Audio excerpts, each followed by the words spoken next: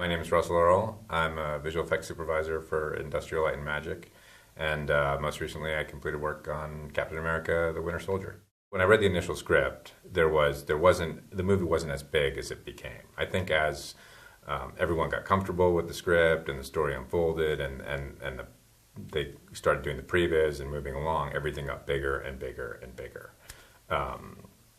So, we had this massive helicarrier bay environment with the helicarriers rising out, and what originally was went up, and if you've seen the movie, if you haven't, this is spoiler alert, but Cap goes up and Falcon, they disable the carriers, and one pancakes into the next and they drop, and that was the original script. And then by the time it got to doing it and the previs moved along, it became this huge, massive broadside ship battle back and forth between all three of the carriers. So it grew in complexity, it grew in shot count, all of those things. And one of the big mandates from the beginning was that everything was grounded, everything needed to look and feel real. It wasn't the typical superhero movie. It was more of the 70s spy thriller, and Joe and Anthony really wanted everything to feel real, where it wouldn't take you out of the movie if you saw things like, oh, how does that, I don't get that, how does that work? Really wanted to keep you in with the story.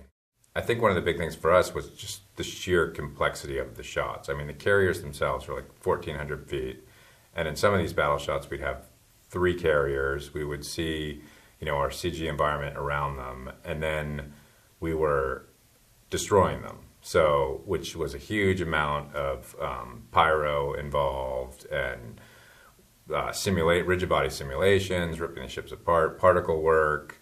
That was probably the most challenging thing. And we actually we always knew from the start that, okay, this is the meat of it. This is where the really difficult stuff. And there was particular shots where it's kind of the end of the broadside battle, and one carrier falls in and hits as it's pummeling the carrier below it, it hits it, crashes into it, splits it in half, and then it falls and crashes into the Potomac River down below.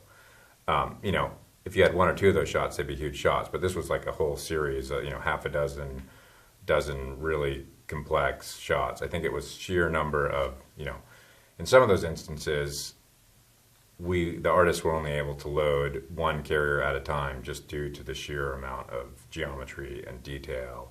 We had all the interior details to the ships, plus the exterior detail, plus, there was 30 or, at the end, a lot of the Quinjets had already fallen off and been destroyed. So, 30 plus Quinjets on there, which each one of those models was fairly complex as well. It was, so there was that challenge just in terms of computing power and model size, but there was also the visual challenge of how do you do this, how do you sell the scale of these things, how do you sell the speed, how do you make them feel like real guns, real pyro, real interaction between all of the different ships. It was challenging on many levels, but we have had a great team at ILM, and people were really dedicated. People were really excited about the movie, so they put in a lot of hours. Just very passionate about turning out the best shots possible. It's funny. It feels like every time ILM does a movie, it's like, this is the biggest model that ILM has ever done.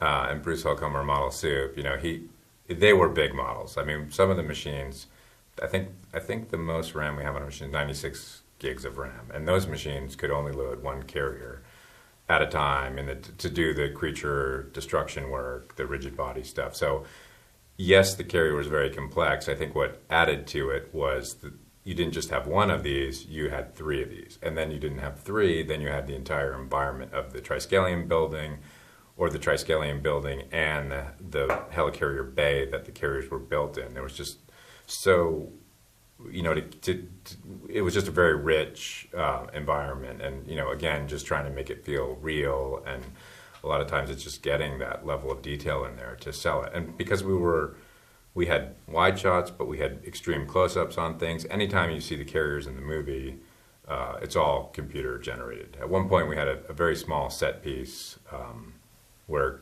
Falcon was to go through a door, but at the end of the day, even that bit got replaced. So the only thing we had was a pavement parking lot down in Los Angeles, and the rest of it is all computer generated. I think one of the big things for us in this was we did some rigid body destruction and effects work in our environment pipeline, which we don't normally do. So in our 3ds Max V-Ray pipeline, we did some thinking particles work, and we did some destruction there. So we were really mixing it up quite a bit between what's known as our traditional island pipeline and our environment pipeline, and sort of, rendering a carrier here and the building there, and just sort of mixing and matching for whatever the needs were. We also used Katana V-Ray for the first time.